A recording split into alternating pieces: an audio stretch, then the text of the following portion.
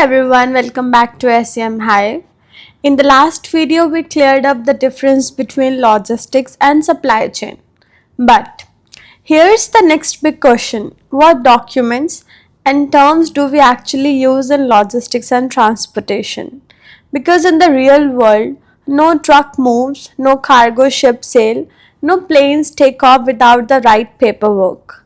So, today, let's dive into the essential documents and key terms you must know in logistics and transportation. Let's imagine you have just started a job in a logistics company. On your very first day, your manager hands you a shipment file and says, "Here, make sure this cargo gets delivered." You open the file and you see all these papers: a bill of lading, a packing list, an invoice, some customs forms, and you think, whoa, what does all this even mean? Don't worry, by the end of this video, you will know exactly what each of these documents means and why they matter. So, the first of bill of lading. It's the king of shipping documents.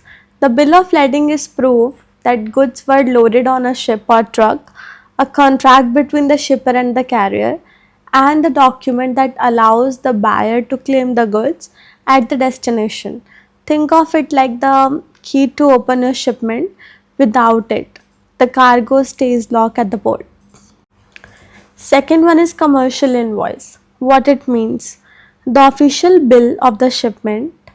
It lists the goods, their value, and payment details.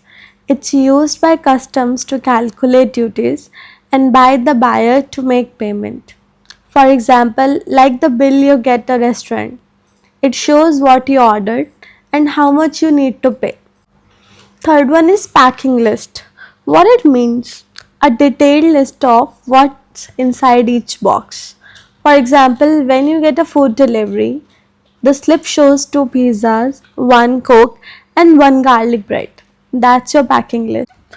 Fourth is freight bill, a detailed invoice from the carrier that shows the cost of transporting goods, including distance, weight, and any extra charges.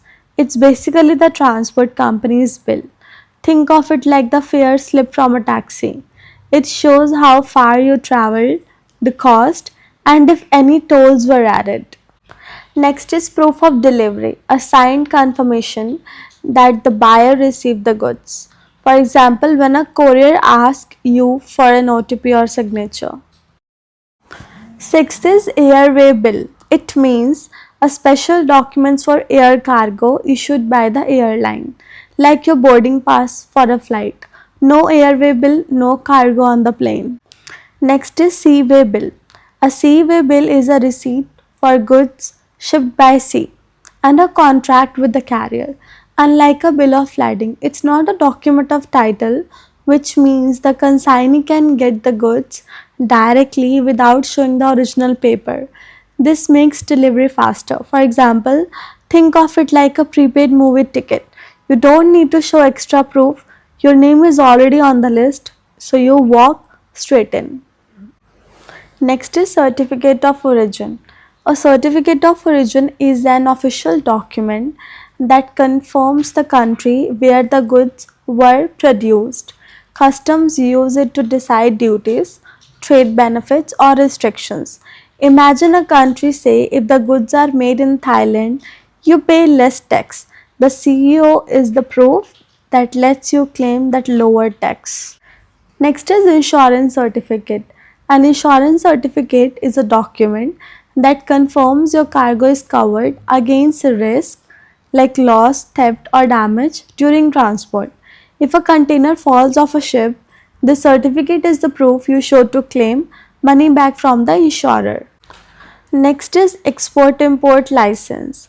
These are official government permits that allow companies to legally ship goods that are restricted or controlled, like medicines, food, or defense equipment. If a company wants to export pharmaceutical drugs, it must first get an export license. Without it, customs will. Next is Dangerous Goods Declaration, DGD. It is a safety document that declares a shipment contains dangerous items like chemicals, batteries, and confirm it's packed and labeled correctly for safe transport. For example, if a company wants to send perfume bottles by air, it needs a DGD because perfumes are flammable and without it, the airline will reject the shipment. So, these were the essential documents that keep logistics and transportation running smoothly. But documents are only half the story. The other half is the language of logistics, the key terms you will hear every single day in this industry. And that's exactly what we will cover in the next video, essential key terms in logistics and transportation. Don't miss it. If you found this video helpful, don't forget to like, share, and subscribe to SCM Hype for more simple and fun supply chain lessons.